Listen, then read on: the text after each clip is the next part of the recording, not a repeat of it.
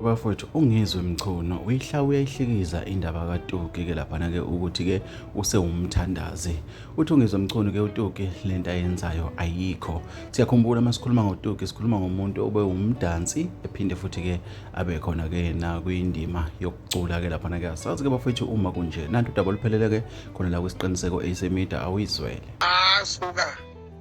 Ngiyihlalele phansi umambi wephuzela ikhona nto ethiwa uTuki akho phasika lapha akwazi ukuthandaza lo muntu akanamoya ufoster ucabanga ukuthi umoya ivela uthole ngibude nje awonke lapha lo muntu umoya okulapha abantu ngahlangana naye isihlabathi sigcwele amasende lapha ehamba eyithintithe lapha nekhindi uxu isihlabathi sebhishi ethi athandazela abantu ithi mina akuyibhuquzela nje you were just distressing my brother life is hard.